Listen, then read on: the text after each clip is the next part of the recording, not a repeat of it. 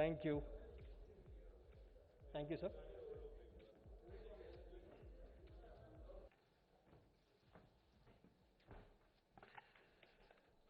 Firstly, I welcome you all to BioAsia. I think before I go into my formal speech, I'd like to make a couple of comments. I think Hyderabad and Hyderabad's life sciences ecosystem, particularly, has really come to the fore and has really come to be known for its strengths and really has shown its fortitude in the last 1 year. I think for that one reason alone, because I remember, reading in newspapers and watching it on televisions, the former President Donald Trump had called Prime Minister Narendra Modi, asked him for, supply of remdesivir, and again they had to look towards Hyderabad. And when vaccine manufacturing was being talked about, I think one of the three stops Honorable Prime Minister made was again in Hyderabad. It goes to show you the strength of the life sciences ecosystem. I think that for that one simple reason, and for how Hyderabad's life sciences ecosystem has responded to this pandemic in the last 1 year, I think you guys deserve a huge round of applause from the entire, and not just the entire administration, but I think from the entire, humanity, not just in Hyderabad, but across the world as well.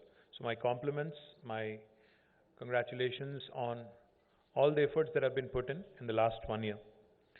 And I welcome you all, and those of you who are here, and also those of you who are joining us virtually to BioAsia 2021. BioAsia 2021 marks the 18th edition of this prestigious annual flagship event, and I'm extremely pleased that we have continued to hold this tradition by conducting the event even in the midst of this pandemic. As the world is walking a perilous path to fight one of the most challenging health crises of our times, I strongly believe that the deliberations at this year's event will be more relevant and more contextual than ever. 2020 has had a profound and a long-lasting impact on lives around the world. The economic and social disruption caused by the pandemic is devastating, with over 2.45 million human lives lost globally. That is 24.5 lakh people losing their lives globally.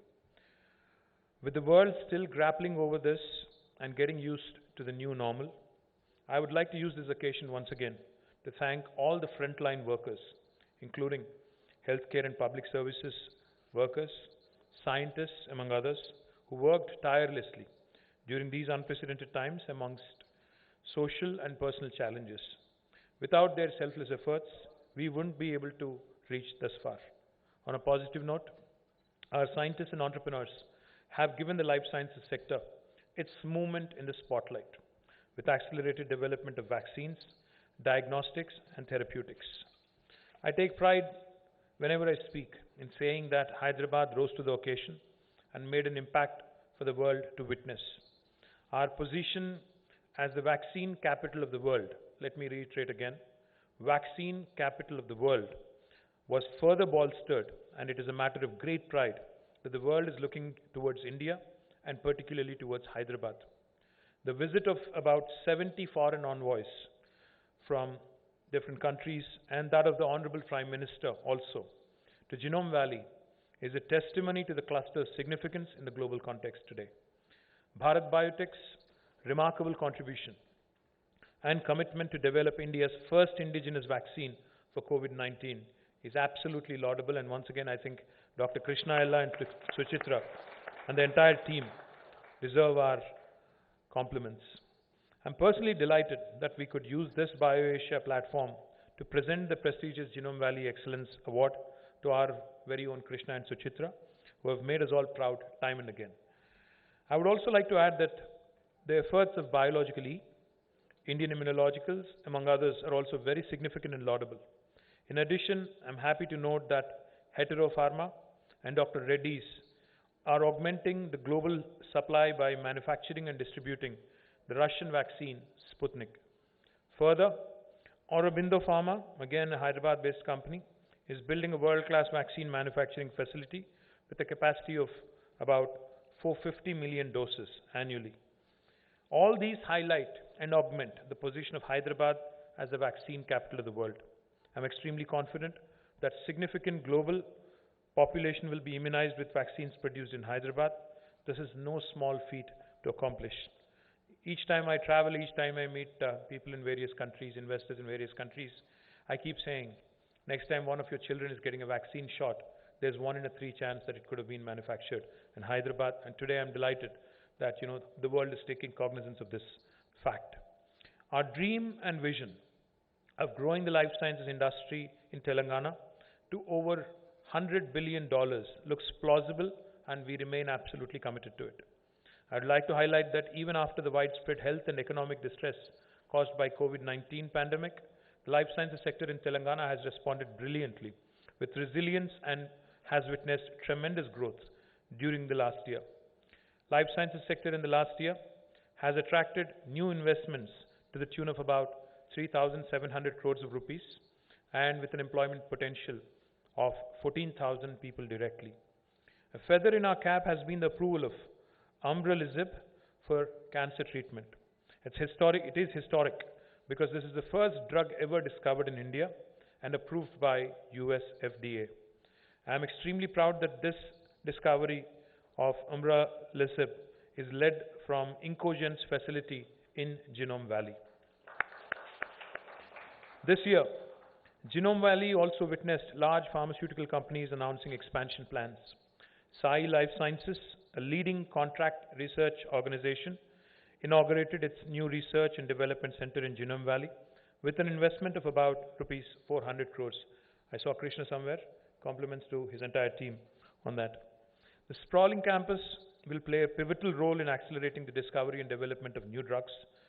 On a similar note, I had the pleasure also of inaugurating Syngene's campus in Genome Valley during BioAsia, last BioAsia.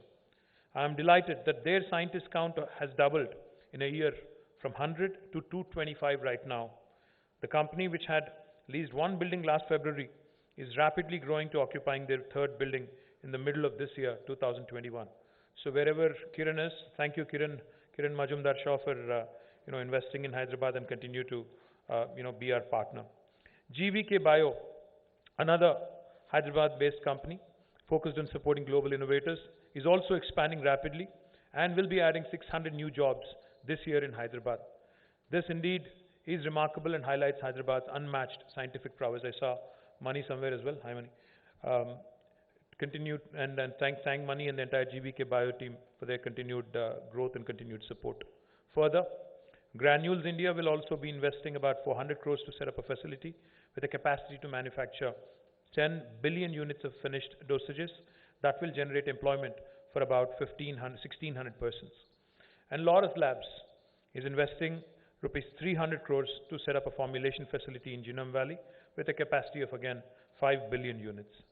Switzerland-based Ferring Pharmaceuticals, which announced its entry into Genome Valley previously, started operations last year. Further, a Canadian company called as JAMP Pharmaceutical had announced investment in Genome Valley in 2018, and their state-of-the-art facility in Genome Valley is nearing completion. They have aggressive growth plans also for Hyderabad, and I'm excited and looking forward to inaugurating this facility next month. We also have the Indian Council for Medical Research establishing the country's largest National Animal Resource Facility for Biomedical Research in Genome Valley, which is also expected to be inaugurated very soon. These are extremely difficult times, but at the same time, this is an extremely exciting field to be in, extremely exciting sector, which never fails to amaze or enthuse me. As we witnessed today, Government of Telangana is partnering with Cytiva to set up a biopharma scale-up facility, B-Hub, in Genome Valley. As you know, 8 out of the top 10 selling drugs globally today are biopharmaceuticals. While there exists formidable capabilities in chemical drugs in the country, B-Hub will help Telangana and India in accelerating the growth of biopharmaceutical sector. I am confident that Telangana will emerge as the biopharmaceutical capital of India.